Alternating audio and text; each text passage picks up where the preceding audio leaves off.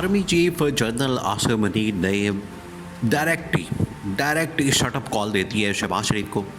शहबाज शरीफ की जानिब से हालांकि तो जनरल आसिम की भी बड़ी तारीफ़ें की जाती हैं, उसकी जानिब से तारीफ़ों के बड़े पुल बांधे जाते हैं और हर जगह के ऊपर ही कोई ऐसा मौका, कोई ऐसी जगह, कोई ऐसा सेमिनार, कोई ऐसी कॉन्फ्रेंस, कोई ऐसा मामला नहीं होता जहाँ पर शहबाज शरीफ जनरल आसिम की तारीफ़ ना करें और तारीफ़ के बगैर ना रह सकें। लेकिन जनरल आसिम आपको पता है वो पाकिस्तान की फ़ौज का सिपा सालार है, आर्मी चीफ है, टॉप पोजीशन के ऊपर मौजूद है, उसको किसी का भार नहीं। और शहबाज शरीफ या ये हुकूमत इसका तो बिल्कुल कोई भार नहीं, क्योंकि इनको लाने वाले यही लोग हैं। तो उनको क्या होगा, इससे कोई भार होगा या इससे कोई वो दबाव महसूस करेंगे या इनकी तारीफ़ से वो खुश हो जाएंगे? इस तरह से नहीं होता।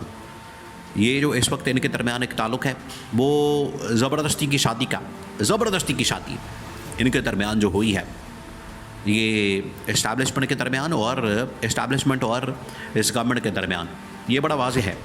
और इससे ये क्लियर होता है, ये एक बात क्लियर हो जाती है कि ये एक दूसरे की तारीफ़ों के पुल बांध के मामला आगे नहीं चलने वाले। अगर आप सही मानों में परफॉर्मेंस दिखाएं, अगर आप सही मानों में कारकर्दगी दिखाएं, मुल्क के अंदर महंगाई और बेरोज़गारी का ख़ात्मा करें, पाकिस्तान के अंदर तरक्की और खुशहाली हो, जमहूरियत को बहाल किया जाए, आइन और कानून की हुक्मरानी को यकीनी बनाया जाए, तो आप यकीन करें आवाम जो है आपकी ख़ुद तारीफ़ करेगी, आवाम आपको ख़ुद अपने सरों पर बिठाएगी, आवाम ख़ुद आके आपके हाथ चूमेगी और आपको वोट भी देगी, आपको सपोर्ट भी करेगी।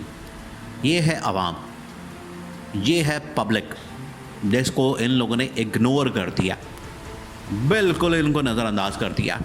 लेकिन अगर ये आवाम की सपोर्ट के साथ, आवाम की हिमायत के साथ और आवाम की तारीफ़ नहीं करते और इन्हें इदारों की, शख्सियात की, लोगों की तारीफ़ करनी पड़ती है, तो फिर आगे से इनको शटअप कॉल ही मिलेगी। आगे से जो इनका हशर होगा वो फिर भागने वाला ही होगा। आगे से ये भागेंगे, दौड़ेंगे और इनकी कोशिश होगी किसी तरह से हम जान छुड़ा के निकले, किसी तरह से हमारी जान छूट जाए।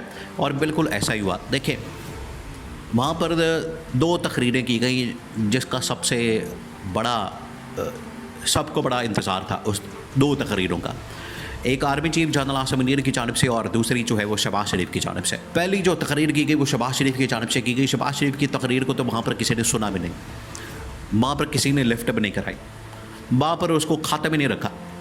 और जिस वक्त शहबाज शरीफ की तकरीर जारी थी, जिस वक्त शहबाज शरीफ की तकरीर हो रही थी, जिस वक्त शहबाज शरीफ वहाँ पर अपनी कहानी और फिल्में और ड्रामेबाजियाँ कर रहा था, वही माइक हिलाना, माइक गिराना और डेस्क के ऊपर चढ़ जाना, रौला डालना, शब और रोज़ और शबाना रोज़, शबाना का जिक्र आ गया। फिर वही कहानियाँ जो आज से तकरीबन को 40 साल पहले 90s के दौर में, ये 90s के ज़माने में इनकी जानिब से यही शबाना और यही शबाना रोज़, यही इनकी जानिब से हम मेहनत करेंगे, हम माइक हिला देंगे, डेस्क बजाएंगे और शोर डालेंगे, वही इनकी जानिब से तकरीरें की जाती थी। आज भी उसकी जानिब से वही तरीका वारदात और उसी तरह से जज्बाती हो के फ़िल्म चला के, ड्रामा करके, ड्रामेबाजी। इसी वजह से शहबाज शरीफ को शोबाज शरीफ कहा जाता है। तो वहाँ पर उसको किसी ने लेफ्ट नहीं कराई। और सबसे बढ़कर ये कि जिस वक्त शहबाज शरीफ की तकरीरें हो रही थी, जिस वक्त शहबाज शरीफ ये तकरीरें कर रहा था, शहबाज शरीफ की जानिब से ये तकरीरें हो रही थी, उस वक्त तो आवाम इमरान खान के हक़ में नारेबाजी कर रही थी। आवाम जो है इमरान खान के हक़ में, कैदी नंबर 804 के हक़ में नारे लगा रहे थे और वो ये कह रहे थे कि इमरान खान को रिहा किया जाए, इमरान खान को छोड़ा जाए, इमरान खान को अडियाला जेल से निकाला जाए, क्योंकि उसका कोई कसूर नहीं और इसकी ज़िम्मेदारी जो है वो इस हुकूमत के ऊपर डाली गई। अब नाम का इन्होंने यहाँ पर रखा हुआ था ओवरसीज़ कन्वेंशन, लेकिन ओवरसीज़ लोगों ने, पाकिस्तानियों ने इनको भागने पर मजबूर कर दिया। वो इस तरह से कि शरीफ ख़ानदान तो वैसे ही ओवरसीज़ पाकिस्तानियों के हत्थे चढ़ जाता है। ये जहाँ भी जाता है, जहाँ भी ओवरसीज़ पाकिस्तानी इनको मिलते हैं, ओवरसीज़ पाकिस्तानी इनकी दुर्गत बनाते हैं, वो इनका बुरा हाल करते हैं और ये इनके लिए यहाँ पर कन्वेंशन मुनक़िद करते हैं। ओवरसीज़ पाकिस्तानी तब खुश होंगे, ओवरसीज़ पाकिस्तानी जो है वो उस वक्त खुशी का इज़हार करेंगे, उस वक्त इनकी जानिब से खुशी का इज़हार किया जाएगा जब ओवरसीज़ पाकिस्तानियों को उनका हक़ मिलेगा और उनको ये जो वोट का हक़ है वो मिलेगा, तब जो है ओवरसीज़ पाकिस्तानी खुशी का इजहार करेंगे। अब जद आसिम की तकरीर आती है, देखें अब आपको यहाँ पर क्लियर एक डिफरेंस नज़र आ रहा है। जब शहबाज शरीफ तकरीर करता है तो उसमें वो जनरल आसिम की तारीफ़ों के पुल बांधता है, जनरल आसिम की तारीफ़ करता है, तारीफ़ के बगैर रहता नहीं। और जब शहबाज शरीफ जनरल आसिम की तकरीर की बारी आती है तो वो शहबाज शरीफ का जिक्र भी नहीं करता, शहबाज शरीफ को लिफ्ट भी नहीं कराता, शहबाज शरीफ का एक मरतबा नाम भी नहीं लेता। ये एक क्लियर डिफरेंस है। यहाँ से आप अंदाज़ा कर सकते हैं कि शहबाज शरीफ और जनरल आसिम की तकरीर में कितना ज़मीन आसमान का फ़र्क है और दोनों की सोच के अंदर कितना फ़र्क है, यहाँ से आप अंदाज़ा कर सकते हैं।